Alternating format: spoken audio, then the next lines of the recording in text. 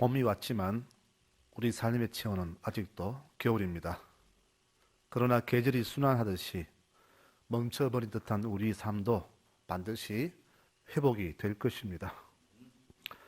신앙의 매력은 어디에 있을까요?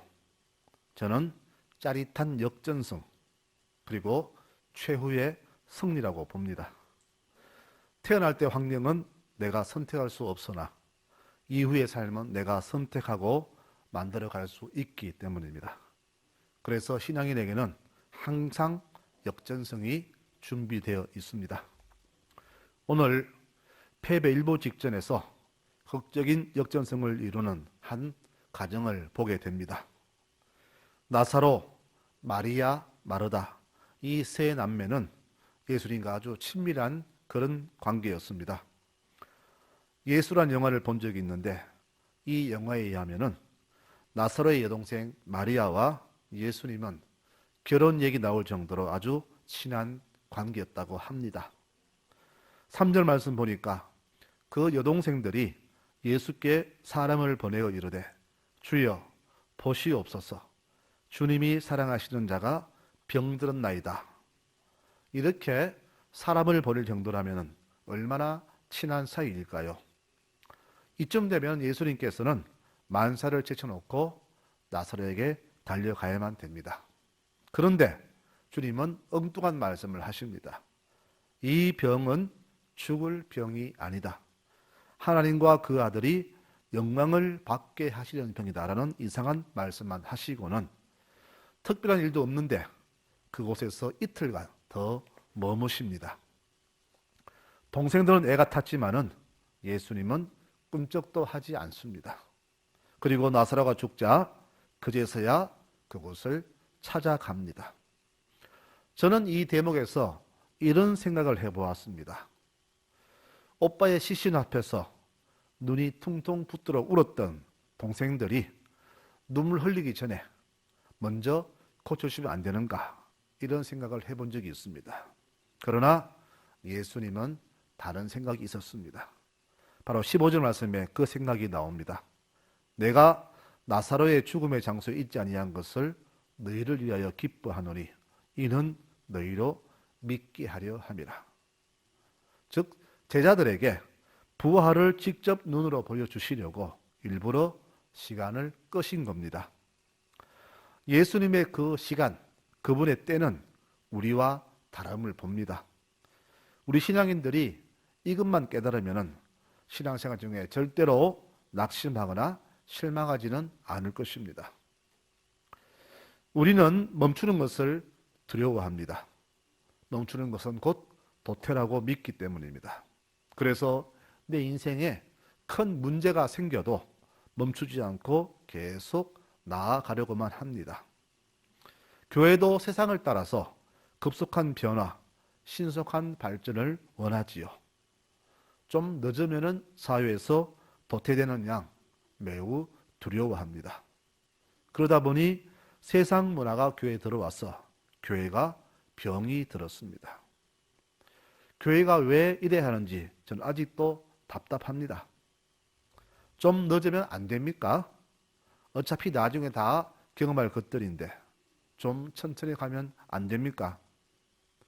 급하게 뛰어가다가 정말로 봐야 할 것들, 반드시 잡아야 할 것들, 꼭 품어야 할 것들을 놓치는 것이 있다는 것을 왜 깨닫지 못하는지요? 교회의 결점이라면 우리가 급히 뛰어가다가 놓친 것이 너무나 많다는 겁니다. 그래서 뛰지 말고 천천히 사방팔방 걸어가는 것이 그동안 우리 교회가 놓친 것들을 다시 회복하는 교회가 될 것입니다. 주께서는 바로 이것 때문에 일부러 시간을 늦추셨습니다. 마르다는 예수님이 오셨지만은 별로 반갑지가 않습니다. 주님, 좀 일찍 오셨으면 오빠가 죽지 않았을 겁니다. 이 말 속에는 주님에 대한 섭섭함과 원망이 깊이 묻어 있습니다. 그러나 예수님의 삶은 사람에게 맞춰져 있지 않고 오직 하나님께만 맞춰져 있습니다. 인간의 생각과 인간의 요구와 인간의 계획은 예수님께는 아무런 의미가 없습니다. 베드로가 말하죠. 주님, 죽으시면 안 됩니다. 그러나 주님은 사탄아, 뒤로 물러가라. 네가 하나님의 일보다 사람의 일을 생각하는구나. 하나님 말씀대로 살려면 인간의 생각과 계획은 매몰차게 외면해야 합니다. 위대한 신앙인들은 다 그렇게 살았습니다. 사도들은 관리들의 협박에도 불구하고 이렇게 대답하죠. 우리가 사람보다 하나님께 순종하는 것이 더 마땅하다 하면서 목숨 위협에도 불구하고 끝까지 말씀을 지키기로 작정했습니다. 우리는 빨리빨리란 말을 입에 달고 살지요. 물론 빠르면 좋습니다. 그러나 빨라서 얻는 것도 있겠지만은 대신 빨라서 잃어버리는 귀한 것들은 더 많습니다. 만일 나사로가 죽지 않고 그냥 나았다면은 사람들은 부활을 보지 못했을 겁니다. 예수님이 일부러 늦게 걸으신 그 발걸음은 하나의 생명 살린 것에 그치지 않고 많은 사람에게 부활과 하나님의 살아계심을 믿게 하려는 그런 뜻이었습니다. 42절의 기도형을 보니까 그렇습니다. 아버지여, 내가 지금 이 시간 나사로를 살려달라고 하는 것은 바로 이 둘러선 모든 사람들을 위함입니다. 아버지께서 나를 보내신 것을 저들로 하여금 믿게 하려는 것입니다. 라고 기도했습니다. 즉 예수님의 이 모든 일들은 다른 것이 아니라 하나님을 믿게 하고 부활을 목도하고 하나님 보내신 자신을 믿게 하는 데 모든 목적이 있었습니다. 그래서 예수님의 이 더딘 발걸음의 결론은 12장 11절의 결과가 나타납니다. 살아난 나사로 때문에 많은 유대인이 예수를 믿었다. 그렇게 성경은 증언합니다. 우리 교회에는 예수를 믿어도 실제로 부활을 믿지 않는 사람들, 또 말씀을 많이 들어서 머리는 쇠뇌되었지만은 그 말씀을 믿지 않는 그런 신앙인들이 참 많습니다. 마르다는 바로 이렇게 말씀은 들어도 고지 겉으로 믿지 않는 그런 신앙 없는 부류를 대표합니다. 마르다야, 네 오빠가 다시 살아날 것이다.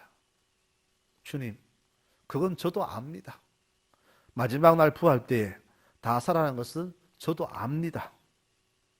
여러분, 알기만 알고 믿지 않는 것은 신앙이 아닙니다. 이렇게 머리로만 아는 신앙인이 바로 마르다입니다. 마르다의 이 불신은 무덤의 돌을 치우라는 주님 말씀에도 변명을 하지요. 주님, 죽은 지 나흘 되어서 냄새가 나는데 왜 무덤을 열라고 하십니까? 라고 반항을 합니다. 신앙이 무엇입니까? 신앙은 말씀대로 반드시 이루어질 줄을 의심치 않고 확신하는 것입니다.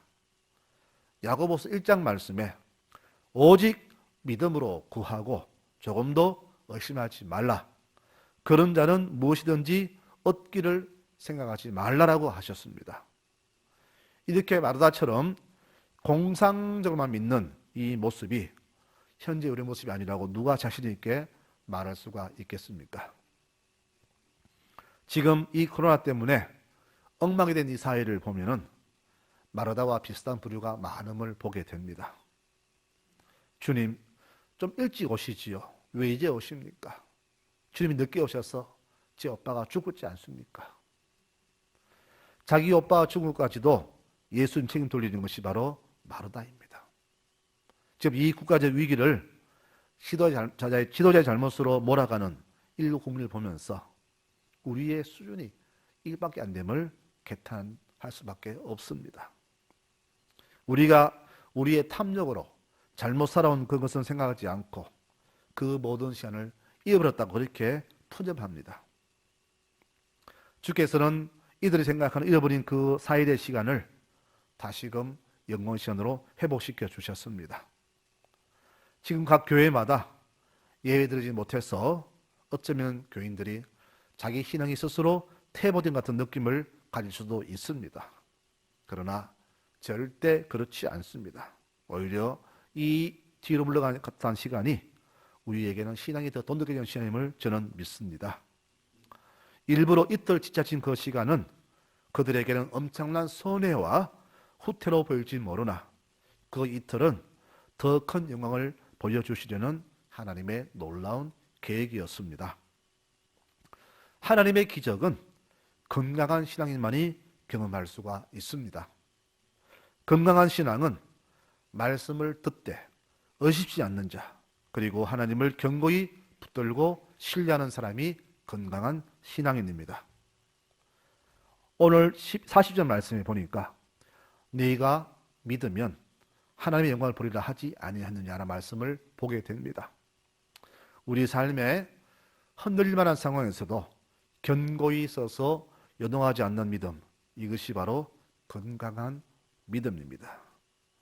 하나님의 계획과 우리의 계획이 달라서 잠시는 뒤처진 것처럼 보일지 모르나 나보다 나를 더 잘하시고 더 엄밀하신 하나님께서 하시는 일이 더 낫기 때문에 모든 것을 주님께 맡기고 의지하는 것이 바로 건강한 신앙이요.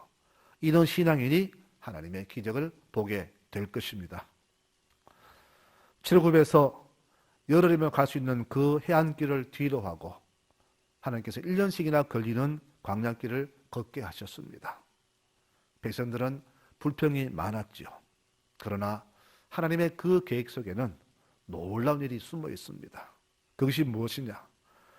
430년간 너희로 있다가 이렇게 해방되었지만은 혹 전쟁을 만나면은 이들이 낙심할까 싶어서 일부러 주님께서는 전쟁을 피해서 다른 길을 걷게 하신 것입니다.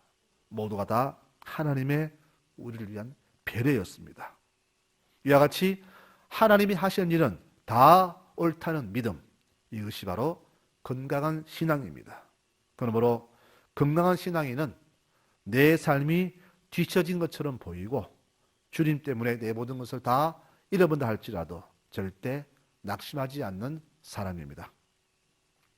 시편 46편 말씀에 하나님은 우리의 피난처시요 힘이시니 환난 중에 만날 큰 도움이시다. 그러므로 땅이 변하든지 산이 흔들려 바다 가운데 빠지든지 바닷물이 솟아나고 비너든지 그것이 넘쳐서 산이 흔들려도 우리는 절대 두려워하지 아니할 것이다. 하나님이 그 성중에 계심에 성이 흔들리지 아니할 것이라. 새벽에 하나님이 도우실 것이다. 만군의 여호와께서 우리와 함께 하시니 하나님은 우리의 피난처시로다. 이런 말씀을 주십니다. 우리의 일상이 이 전염병 때문에 조금 뒤처져 보이고 어려졌다 해서 절대 그 모든 시간들을 후퇴의 시간, 잃어버린 시간이라고 생각하지 마시기 바랍니다. 우리가 겪는 이 시련은 더 멀리 뛰기 위한 도움닫기에 불과하며 이 잠깐의 후퇴는 뒤처짐이 아니라 더 큰 영광을 보기 위한 인내의 기간임을 믿으시기를 바랍니다. 주님, 왜 나사렛에 가려고 하십니까? 거기에는 주님을 돌로 치던 사람이 참 많습니다. 생명을 살리는 길에는 항상 대가가 따릅니다. 우리 삶의 변화에도 항상 대가가 따릅니다. 위험을 감수하지 않고서는 절대 변화가 없습니다. 우리는 지금 한 번도 겪어보지 못한 놀라운 일상을 겪고 있으나 우리 국민들은 능히 이겨내고 있지 않습니까? 이런 사태가 처음이지만 조금도 두렵지 않은 이유는 우리와 함께 하시는 하나님이 우리와 함께 계시기 때문입니다. 너는 두려워 말라. 내가 너와 함께 함이라. 너는 놀라지 말라. 나는 네 하나님이 됩니다. 내가 너를 굳세게 하리라. 참으로 너를 도와주리라. 나의 오른손으로 너를 붙들어 주겠다. 이런 하나님이 우리 곁에 계시기 때문에 우리는 결코 두렵지가 않습니다. 하나님이 일하시는 시간은 우리의 평안할 때가 아니라 우리가 받는 고난의 때입니다. 그러므로 고난의 때는 고난이 아니라 하나님이 가장 크게 역사하시는 은혜의 때임을 믿으시기 바랍니다. 이 어려운 시기에 국가에 대한 욕설과 비방, 다 이것은 하나님 믿는 백성의 자세가 아닙니다. 이 시기는 하나님 능력이 가장 크고 강하게 나타날 시기이기 때문에 우리 성도들은 오히려 이 위기 때에 나라와 민족을 위해서 더 기도하는 것이 소명임을 깨닫는 모두가 되시기를 축원합니다. 일부러 나사로 죽기까지 이틀을 주님을 기다리셨습니다. 그리고 일찍 오지 않으신 예수님 때문에 두 여동생은 무척이나 섭섭했을 겁니다. 하지만 주님은 더 큰 그림을 그리고 계셨고 그 더 많은 사람들이 이 부활의 현장을 직접 보도록, 그리고 더 많은 사람이 하나님 믿게 하시려고 일부러 시간을 뒤로 미루신 것입니다. 하나님의 때는 우리의 때와 다릅니다. 성도 여러분, 모두가 말하죠. 우리 일상이 뒤로 후퇴했다고 말합니다. 정말 그렇게 느끼십니까? 저는 그렇지 않다고 봅니다. 저는 주님이 일부러 우리에게 천천히 가라고 늦추신 시간이라고 그렇게 생각을 합니다. 그렇다면 이 시간은 늦은 시간이 아니라 우리가 그동안 잊고 산 모든 것들, 잃어버린 것들을 다시금 되찾으라고 기회 주시는 그런 시간이라는 진리를 깨닫게 됩니다. 지금 이 위기 때에 한국의 큰 교회들이 결심을 했습니다. 월세 내지 못하는 작은 교회들을 위해서 지원을 해주고, 또 공직자들은 자발적으로 함께 이겨내자고 자기의 봉급을 삭감하고, 마스크 한 장 내가 안 쓰고 더 어려운 뉴스를 위해서 기증하는 작은 손길들과 온 국민이 이 사태를 이겨내려고 힘을 합치는 이것만 보더라도 이 코로나 이 어려운 시간들은 결코 잃어버린 시간은 절대가 아닐 것입니다. 오히려 온 국민이 이를 통해서 힘을 합치고 위대한 대한민국, 위대한 한민족임을 나타내는 아름다운 기회의 시간이 될 것입니다. 온 교인이 예배를 언제 함께 드릴지는 잘 모르지만은 그날까지 우리는 굳건히 주만 바라보는 신앙을 더 견지해야 할 것입니다. 이 교회당은 예배드리는 장소일 뿐입니다. 주님이 계시는 성전은 바로 성령이 늘 머무시는 우리 자신이 바로 거룩한 성전입니다. 이 교회에 모여서 함께 예배드리지 못했다고 해서 우리의 마음에 죄책감 가질 필요는 절대 없습니다. 단 내가 어디에 머물든 어디에 가든 내 마음을 다하여 주를 찾고 엎드리는 그곳이 주께서 우리 예배를 받으시는 귀한 장소임을 기억하시면서 내 삶의 저수에서 늘 항상 기쁘게 주를 바라보는 여러분들 되시기를 축원합니다. 이제 4월을 맞이합니다. 제 개인적인 바람이 있다면은 이 4월 부활절에는 우리 모두가 함께 이 부활의 말씀을 생각하면서 부활의 신앙을 회복하는 그날이 되었으면 합니다. 나는 부활이요 생명이니 나를 믿는 자는 죽어도 살겠고 살아서 나를 믿는 자는 영원히 죽지 아니하리라. 성령은 우리에게 역전성의 기회를 항상 제공합니다. 나를 믿는 자는 죽어도 산다고 하셨습니다. 이 말씀처럼 죽었던 나사로는 살아났고 절망에 있던 두 여동생은 바로 다시금 소망의 하나님을 바라보게 되었습니다. 이것이 바로 신앙인의 삶이요 신앙인의 역전성입니다. 잠시 멈춰버릴 듯한 그런 4일의 시간이었지만 주께서는 그 시간들을 영광의 시간으로 회복시켜 주셨고 온 기적을 보게 하는 놀라운 4일로 회복시켜 주셨습니다. 이 한 주간도 이 소망의 말씀을 굳게 붙잡고 살아가시는 교우들이 되시기를 축원합니다. 오늘도 내일도 주님 허락하시는 그날까지 오직 하늘만 바라보고 우리 옆에 있는 이웃을 늘 가슴에 품으면서 살아가시는 복된 믿음의 교우들 되시기를 축원합니다. 이 어려움은 결코 뒤처진 시간이 아니라 우리에게 새로운 소망을 주시고 기회 주시는 하나님의 은혜의 시간임을 잊지 않고 살아가시는 송라제일교회 모든 교우들 되시기를 축원합니다. 아멘.